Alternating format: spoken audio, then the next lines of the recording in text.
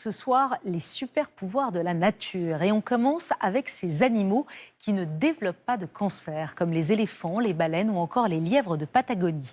Leur mécanisme biologique intrigue les chercheurs et pourrait, peut-être demain, permettre de soigner les cellules cancéreuses chez l'homme. Mathilde Gracia et Frédéric Basile. Ndala est une éléphante de 36 ans, née en captivité. 3 tonnes dans lesquelles se cache peut-être un remède contre le cancer. Pour le découvrir, l'animal coopère. Pour une prise de sang. La difficulté, c'est de pouvoir accéder à une partie de l'animal en sécurité, en fait, et d'avoir l'animal qui est désensibilisé à ça, en fait, c'est-à-dire qui tolère ça, et qui même participe. Sans le savoir, elle participe à la science. Ces 2 chercheurs viennent récupérer l'échantillon. C'est bon, ça. Ils vont l'analyser car l'éléphant a une résistance exceptionnelle au cancer. On sait que c'est une espèce de grande taille, donc en théorie, il y a beaucoup plus de cellules qu'une espèce de petite taille, et donc il y a plus de chances qu'une de ces cellules prenne un comportement cancéreux.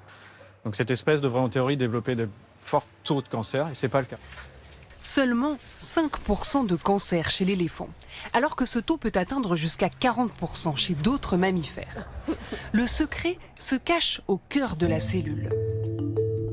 Lorsque l'ADN d'un éléphant est endommagé par des mutations, au lieu de se multiplier et de former une tumeur, la cellule s'autodétruit. Le cancer n'a pas le temps de se développer. Derrière ce mécanisme, un gène suppresseur de tumeurs beaucoup plus efficace chez l'éléphant.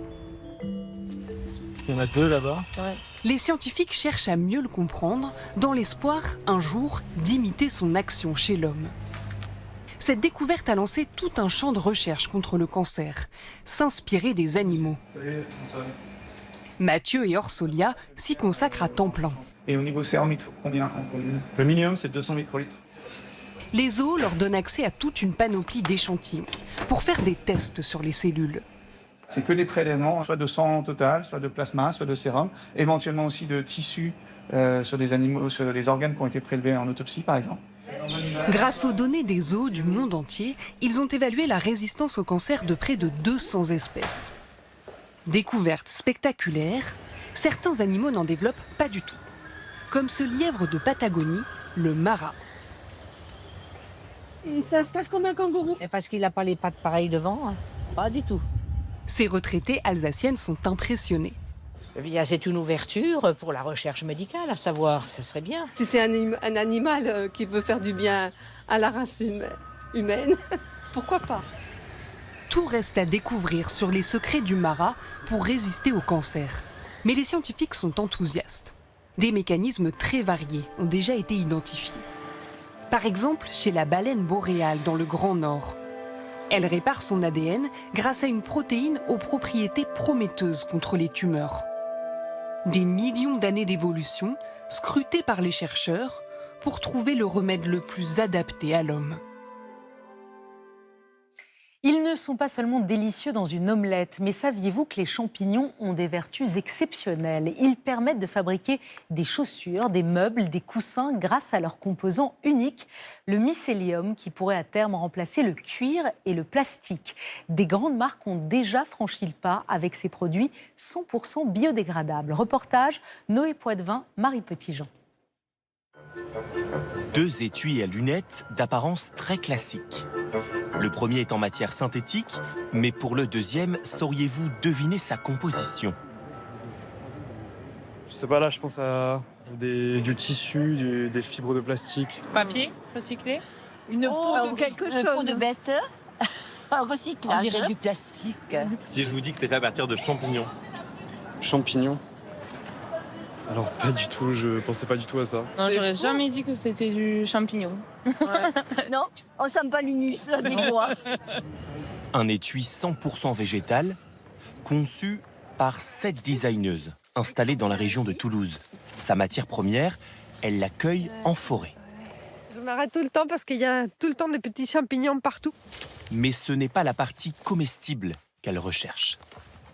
Ce qu'on voit ici, cette partie un peu filamenteuse et cotonneuse, ça c'est le mycélium. C'est la partie racinaire des champignons qui nous intéresse.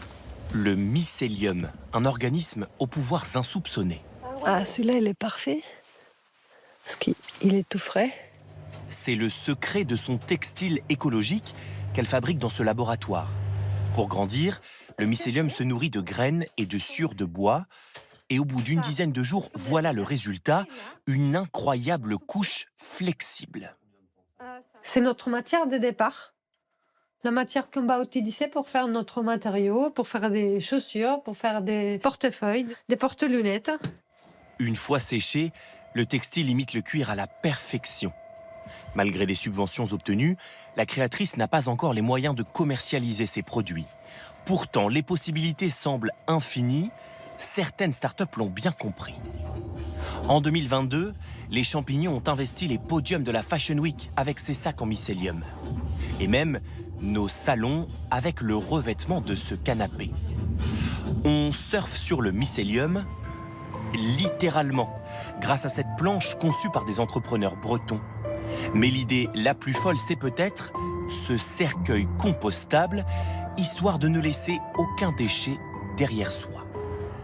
À Bruxelles, l'un des rares acteurs européens de la filière vient d'inaugurer son usine, 1400 mètres carrés. L'entreprise compte bien remplacer le polystyrène. Elle réutilise des déchets agricoles. On a des copeaux de bois, de hêtre plus précisément. Et on a aussi de la sciure de bois. Ici, c'est de la sciure d'épicéa.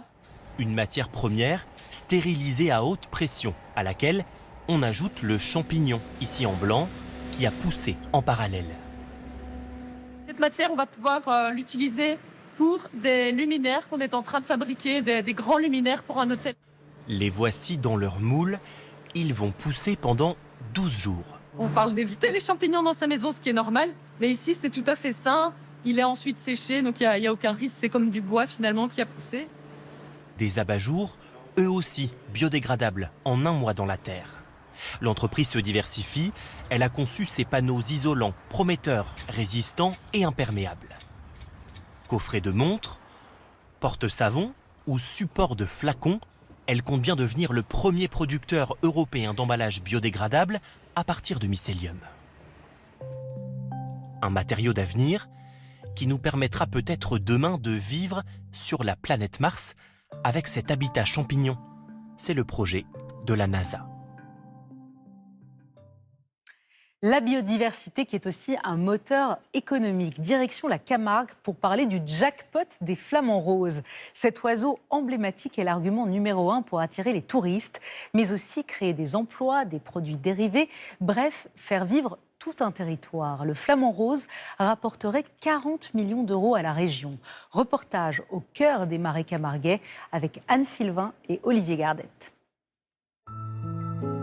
Le delta de Camargue. Le seul endroit en France où l'on peut observer les flamants roses à l'état sauvage. Notamment ici, au parc du Pont de Gau, très prisé des touristes. Surtout maintenant, à la saison des amours, la fameuse parade. Ils vont bouger la tête de gauche à droite pour montrer la souplesse de la tête. Ils vont ouvrir les ailes, ça c'est pour montrer les belles couleurs. On tape la patte dans l'eau pour nettoyer sa patte et se gratter le bec. Et ma partie préférée, ça va être la fin. Ils vont s'incliner. Ces deux-là se sont déjà choisis. Monsieur suit madame, pas à pas. Ils seront fidèles jusqu'à la naissance de leur petit. Après, ce sera le divorce à jamais. En attendant, les visiteurs sont sous le charme. C'est magnifique, avec les battements d'ailes, avec les bruits de bec, les têtes qui bougent, etc. Quant à Alma, 6 ans, elle n'en perd pas une miette sur un pied, s'il vous plaît. Ils ont l'air amoureux et mignons quand ils font des câlins ou des bisous. J-A-Z-T de bas en haut. Aujourd'hui, le flamant rose est l'espèce d'oiseau la plus étudiée au monde, notamment avec la pose de ses petites bagues. Et pourtant, l'oiseau a bien failli disparaître. Il est sauvé in extremis dans les années 70. Il a fallu prendre des mesures, construire un îlot artificiel dans une zone hyper protégée pour que les flamands puissent à nouveau nicher. Et donc pour que l'espèce puisse se sauver en Méditerranée. Et grâce à ça, aujourd'hui l'espèce se porte plutôt pas mal. Et elle fait vivre tout un territoire. Direction les Saintes-Maries de la Mer, à quelques kilomètres de là. Dans les rues, on ne compte plus les produits dérivés. Chaussettes, gourdes, porte-clés, pierres tombales, chercher l'intrus. Et bien sûr, les peluches, aux couleurs du volatile. On est allé les voir.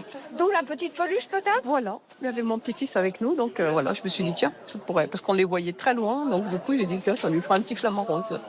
Ah oui, c'est vraiment le marketing parfait pour la région. Vous venez pas le taureau, le chevaux, que le flamant rose? Dans cette boutique, le vendeur est même régulièrement dévalisé. On vient charger beaucoup plus les flamants roses que la croix de Camargue. On est sur un ratio à peu près 2 pour 1, quoi. 2 fois plus de cartons de flamants roses. Heureusement qu'il est là, quoi. Donc ça nous fait du bien pour le commerce. Tellement bien pour le commerce qu'il en est intouchable. Cédric Santucci est riziculteur. Dans cette vidéo amateur, il nous montre les dégâts qu'une colonie peut provoquer au moment des semis. Presque 2 millions d'euros de pertes l'an dernier pour la profession, et elle n'a pas son mot à dire. Ils mangent tous les grains de riz qu'on a positionnés. Encore plus, ils piétinent avec leurs pattes le sol pour faire remonter les vers et les crustacés dont ils sont friands également. Vous faites pas le poids face aux flamands? Non, on ne fait pas le poids, non. Selon une étude du CNRS, le flamant rose représenterait une manne financière de 40 millions d'euros dans la région. Un autre argument pour lui faire une place dans l'environnement.